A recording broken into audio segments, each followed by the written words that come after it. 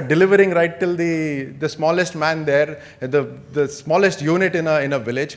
So there is a sense of discipline which is self-imposed. And I think discipline that is self-imposed is the most effective discipline. And that's where, how many HR people here?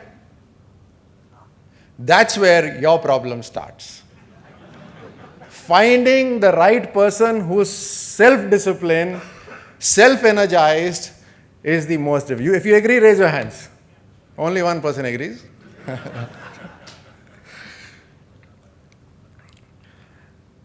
Also the aspect, who goes the longer? You know, like my son the other day, they're kids. So he's 16-year-old right now. So he went to this instructor who could do backflips and stuff. So a 16-year-old seeing a guy who can do backflips, I want to do backflips.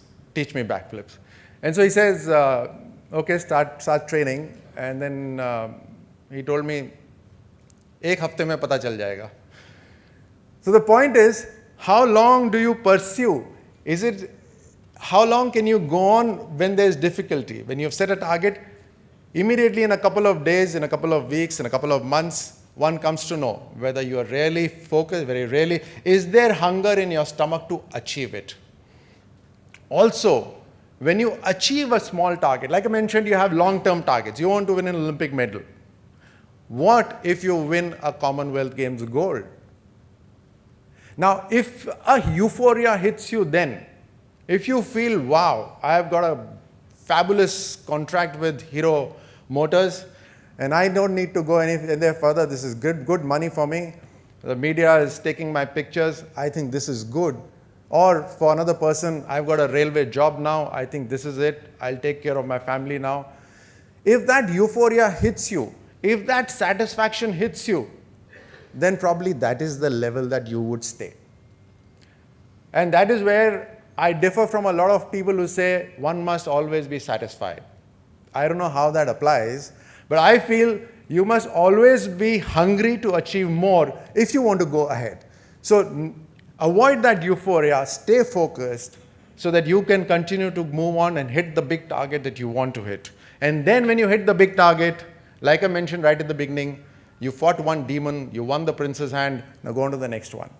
So that's what life is all about, right? And finally, what if you don't? So this thought came to me long ago, that I've given a adverse career certificate to the army. I've taken on something which 99% of the people said, you're mad. Nobody in India has ever won an Olympic medal. You're getting on to something which is impossible. Indians don't win in sports. And every time there were problems, hurdles. So I had this visual image in my mind. And I was here, and my objective was on the other side. And I would visualize hurdles being put in front of me on the side. And my visual picture was, I will continue to go in that direction in my life.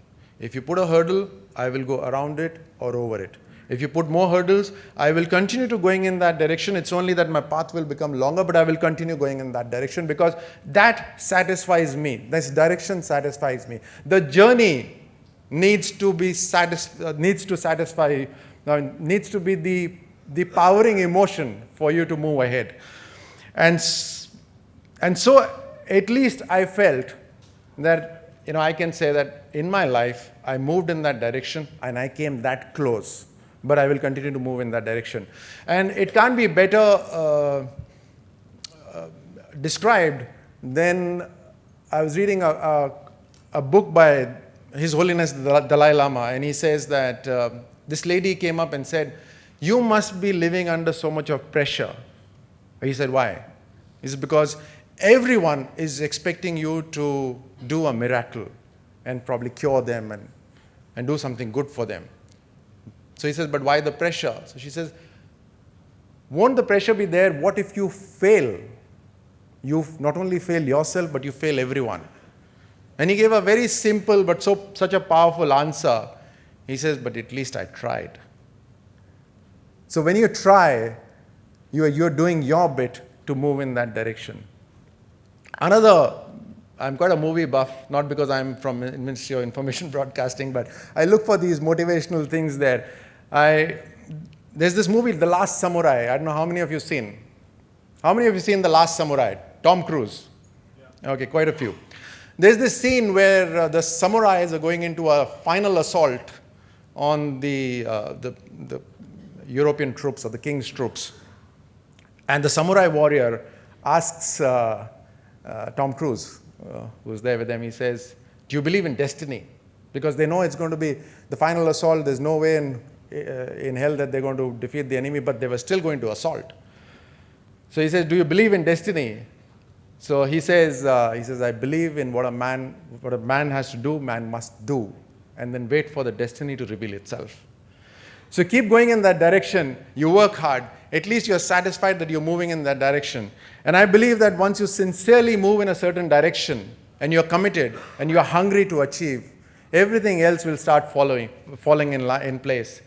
And your expectations, whether they are high or low for others, would always be achieved. Thank you so much.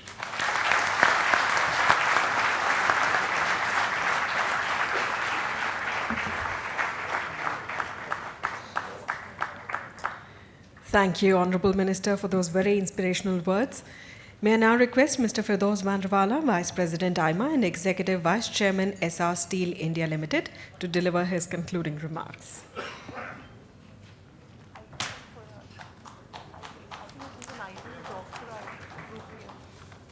Thank you, Colonel Rathore. Very inspirational.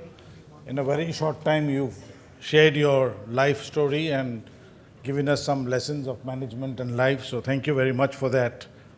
You know, anything we do in life, if you look at it, falls into three categories. It's either duty or pleasure or profit. Anything you do will fall under these three categories: duty, pleasure, or profit. I'm glad at this moment of time, what I have to do is both duty and pleasure. No duty is more important than returning thanks. And the next best thing to excellence is the appreciation of it. So in my very few words, I'd like to congratulate the award winners for the awards that they received, and like to thank our organizers, our sponsors, our speakers, and most of all, the audience. Thank you very much. With these few words, I'm glad to say that our 42nd Management Convention has come to an end. Thank you.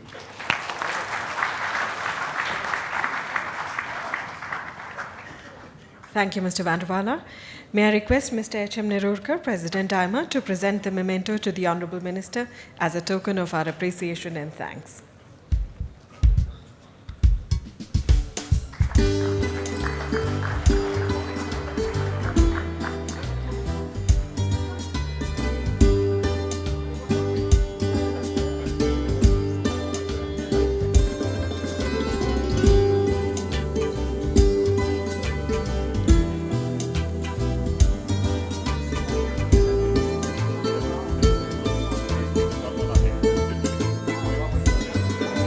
Well, ladies and gentlemen, we have come to the end of the 42nd National Management Convention of AIMA.